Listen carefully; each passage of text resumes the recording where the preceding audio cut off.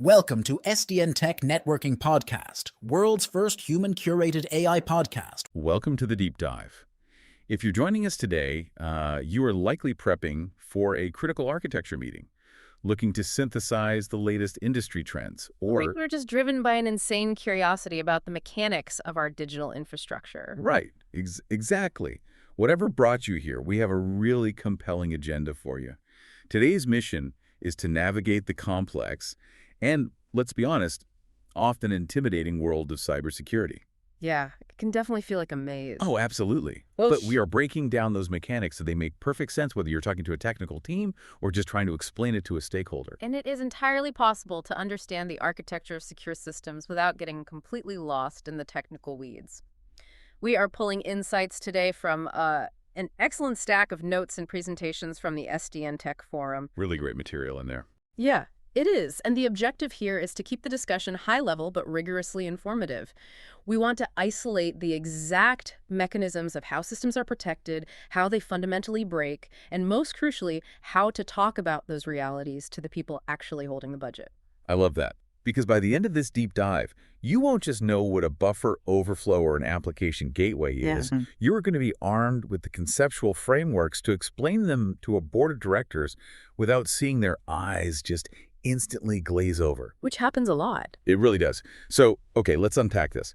Sure. I want to start with the biggest structural roadblock in the entire industry, which is the communication chasm. Ah, yes, the jargon. Right. Cybersecurity professionals operate in a language ecosystem that is almost, purposefully opaque to outsiders. It relies so heavily on shorthand. I mean, if you're sitting in a risk assessment meeting, the conversation is immediately dominated by terms like C2 or SQL injection or zero-day vulnerabilities. And for a technical stakeholder, sure, that shorthand is efficient. Exactly. But for a non-technical executive or an organizational leader, it creates this immediate alienating barrier. They just tune out. And that barrier directly impacts an organization's security posture.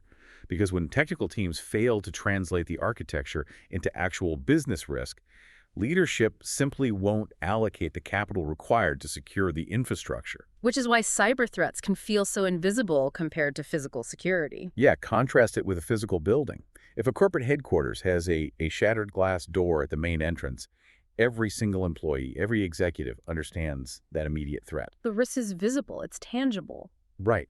But cyber threats operate in the abstract. You cannot physically see a misconfigured routing table. And what's fascinating here is how that abstraction warps risk perception. Because the threat is invisible. If leaders don't understand it, they just won't value the security measures. So the focus of the conversation has to shift entirely to the why. The business impact. Exactly. Instead of detailing the technical mechanics of a payload to a board, the communication must center on the tangible consequences. The cascading operational downtime, the severe regulatory fines, or the total erosion of customer trust following a data breach or identity theft. So how do we cross that communication chasm? The most effective tool we have is the analogy. It really is. Translating complex tech into physical, real-world structures bridges that gap instantly. And the SDN Tech Forum notes provide several excellent frameworks for this. For instance, when you're advocating for network segmentation, rather than discussing IP subnets and VLANs, position it as designing a submarine. I love the submarine analogy. It works so well. You tell them, look, you divide the vessel into separate, watertight compartments. Right. If the hull is breached in one section, you just seal the bulkhead. Right, you lock the room. Exactly. And that prevents the problem from spreading and the entire ship from sinking. Or think about malware. Don't talk about executable payloads. Just explain that it's like a biological virus making your computer physically sick. And ransomware is just a digital hostage situation. Yeah. Pay up or you don't get your files back. Perfect. Yeah. What about system performance mechanics? Yeah, so if a developer is trying to explain the necessity of an API rate limit to, say, a product manager, they can simply describe a toll booth or a metering light on a highway on-ramp. Oh, that's good. Right. It strictly controls the flow of inbound traffic to ensure the main artery doesn't suffer a catastrophic gridlock. It's just a toll booth. Okay, here's a tougher one. Asynchronous replication in database management. Sounds incredibly dense. Right. It sounds like something you need a PhD to understand. Yeah. But functionally, it just means updates happen in the background. It is exactly like a restaurant kitchen. Explain that one. So the waiter takes your order and immediately hands it to the kitchen to process in the background. That allows the waiter to instantly return to your table to take your drink order, without standing completely frozen until your meal is fully cooked. The updates happen without blocking the primary user experience. That makes total sense. Equipping yourself with those analogies allows you to steer the conversation away from the technical weeds and toward architectural strategy. Which is exactly where you want to be. And with that communication framework established, we should look at the actual asset those architectures are designed to protect: the data itself. The secret lives of data. Yeah. Data actually exists in 3 distinct operational states, and each of those states demands a fundamentally different defensive posture. The first is data at rest. Also known as inactive data. This is the information just sitting idle on a server, archived database records, or even the underlying encryption keys stored on a powered-down system. It's not actively moving or being processed, but here's the threat. Resting data is incredibly vulnerable to direct physical compromise. A major threat highlighted in the forum notes involves attackers bypassing the operating system entirely. Just going straight for the hardware. Exactly. If a threat actor gains physical access to a server chassis, they can utilize hardware interfaces, things like JTAG, SPI, or direct SATA connections to extract the raw data directly from the storage platters or the flash memory. Because they don't need a password if they can just physically read the magnetic state of the drives. Right. So the defense against that is encrypting the entire storage media, or at least specific directories. Using tools like Microsoft BitLocker or Linux eCryptFS. Or storing it on a trusted platform module, a TPM. That ensures even if the physical drive is stolen, the raw data remains mathematically unreadable without the decryption key. But there is a catch here. There is a significant performance impact to that defense. Symmetric encryption requires the exact same cryptographic key to both lock and unlock the data. And that gets computationally expensive. Very expensive. Applying robust symmetric encryption across petabytes of storage introduces a heavy tax. Before any application can utilize that resting data, the CPU has to expend processing cycles to decrypt it. That overhead slows things down. It inevitably impacts latency, yeah. Now, the second operational state is data in flight, or data in motion. This is data traveling over a network. Right, whether it's a single TCP packet crossing a local switch or a massive continuous stream of encrypted traffic routed across the global internet. Which brings us to the third and arguably most vulnerable state: data in use, or data in process. This state is highly transient. Data in use only exists while it is being actively accessed and processed by an application's logic. Consider the exact millisecond a user's plaintext password is cross-referenced during authentication, or the moment a private SSL certificate is loaded into the server's active memory to establish a secure connection. For the CPU to perform computations, the data cannot be encrypted. It has to sit in the system's volatile memory in plaintext. Attackers understand this architectural necessity, and it dictates exactly how they target systems. Okay, here's where it gets really interesting. This enters the domain of computer network exploitation, or CNE. CNE is essentially using a system in a way the admin never intended. Right. It's the art of weaponizing a system's own architecture against itself.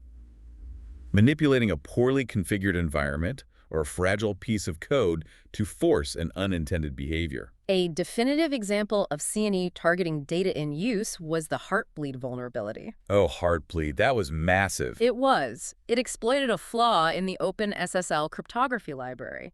Threat actors discovered that by sending a server an intentionally crafted malformed heartbeat packet, the server would fail to verify the length of the request. And the result was catastrophic. Their server would respond by blindly transmitting a chunk of its own active working memory back to the attacker. It leaked sensitive memory. Because it was reading from active memory, the attacker was pulling raw data in use. Now, the payload wasn't predictable, but if they sent that malformed packet enough times, they would eventually siphon up plaintext passwords, unencrypted session cookies, and even the server's foundational private encryption keys. It bypassed the perimeter defenses entirely, just by tricking the server into handing over the keys to the castle. Another foundational CNE methodology is the buffer overflow. This happens when an application receives more input data than its allocated memory block its buffer is designed to handle. Because the software lacks proper boundary checks, the excess data just spills out and overwrites adjacent memory spaces. Right. And a sophisticated attacker will format that overflowing data as executable malicious code, forcing the system processor to actually run it. But modern operating systems have countermeasures for this. Linux, for instance, uses address space layout randomization. ASLR. ASLR makes it extraordinarily difficult for hackers to execute arbitrary code. It's a great concept. If a hacker wants to execute a buffer overflow, they need to know the exact memory address where their malicious code will land. ASLR defends the system by constantly shifting the floor plan. It randomizes the memory locations of key data areas. It's essentially like trying to navigate a sprawling hotel where the room numbers change every 5 minutes. You can't reliably deliver your payload if you don't know where the room is. That's a perfect analogy. But system exploitation doesn't always require executing code. Sometimes attackers just want to break the system by exhausting its physical resources. Yeah, the forum notes detail a really fascinating, highly specific example of this targeting Internet of Things devices. The IoT RAM exhaustion. Exactly. Imagine a network of smart industrial sensors. These devices are computationally lightweight. They don't have a lot of memory. So if an attacker floods those IoT devices with a massive number of DNS responses using a specific API called the getAdrinfo call, they can trigger a fatal crash.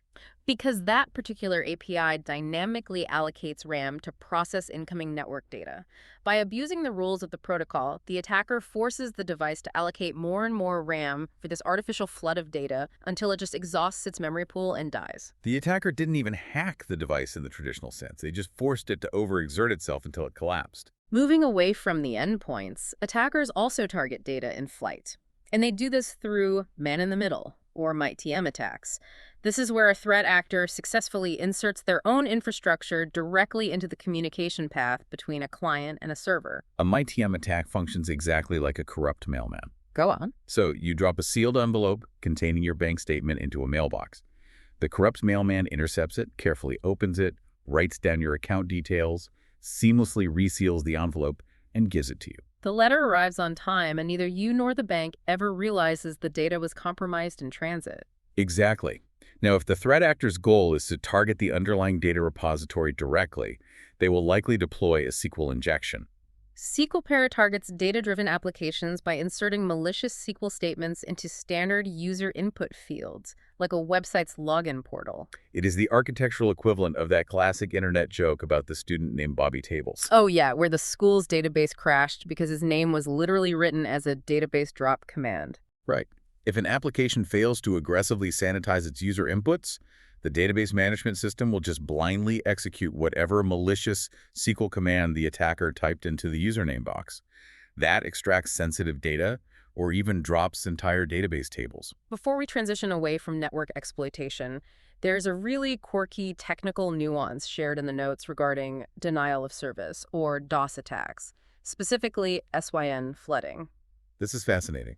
So a network architect might spin up a guest virtual machine in a cloud environment to run a DOS attack to stress test a target website, but they often find it doesn't actually shut down the target. Right, and the limitation isn't the network pipe. It's the underlying cloud infrastructure acting as an unintentional governor. The guest VM CPUs are just software threads running on the cloud provider's physical bare metal server. And that bare metal operating system utilizes a strict resource scheduler. Default Linux scheduling policies prevent any single virtual CPU thread from completely consuming the physical processor's bandwidth. So the bare metal scheduler actively throttles the virtual machine. It starves the DOS attack of the computational force it needs to actually overwhelm the target.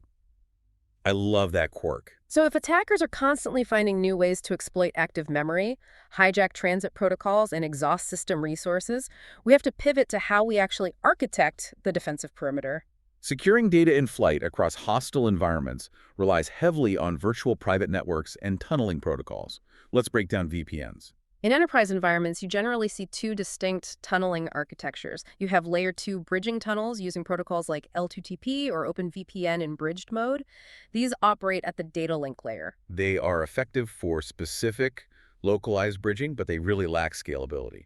Which is why layer 3 routing tunnels are the undisputed enterprise standard. Protocols operating at the network layer, such as PPTP, IPsec, and SSL-TLS implementations, handle massive, complex routing topologies. Layer 3 is the default for most VPNs because it scales better and seamlessly manages both IPv4 and IPv6 traffic flawlessly. But when the architectural goal shifts from mere corporate encryption to absolute uncompromised anonymity, the standard is the Tor network. The onion router. The entire goal here is anonymity. Standard internet routing relies on a direct, logged connection between your ISP and the destination server. Tor obfuscates that path. It routes traffic through a randomized circuit of 3 distinct nodes: an entry node, a middle node, and an exit node. And the mechanism that provides the anonymity is the layered cryptography. The client uses the Diffie-Hellman protocol to negotiate separate session keys with all 3 nodes. It fundamentally shifts trust away from a centralized ISP and puts it into decentralized math. It takes the plaintext data and encrypts it in reverse order.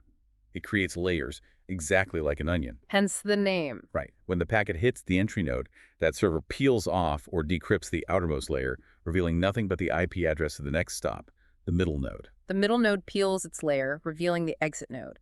And the exit node removes the final wrapper and delivers the plaintext to the destination. No single node in the entire circuit possesses both the origin IP and the final destination IP. Now, while Tor provides anonymity, standard enterprise perimeters rely on firewalls and intrusion detection and prevention systems.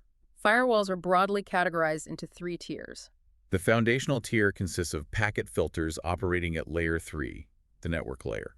These are the equivalent of a bouncer checking IDs at the door of a club. They look at the source and destination IP addresses and the port number, and because they are built directly into the Linux kernel, they process traffic incredibly fast. They are effective against basic worms. But they only inspect the superficial header data. They're really bad at catching advanced techniques like IP spoofing, where the attacker just forges a legitimate-looking ID. To combat that, architecture moves up to the 2nd tier, stateful packet filters operating at the session layer, layers 4 and 5. A stateful filter is a smarter bouncer, a bouncer with a memory. Exactly. It doesn't just check the ID, it tracks the entire state of the conversation. It checks a TCP header to ensure that an inbound connection is part of a legitimate session initiated by a trusted client. Then the 3rd tier provides the deepest level of inspection: application gateways or proxy servers at layer 7. Returning to our analogy, layer 7 filtering is the equivalent of a security guard physically escorting you into the building and monitoring your exact behavior to ensure you don't violate company policy. They apply rules on a per-process basis. They're capable of catching abused protocols. But the architectural trade-off there is latency.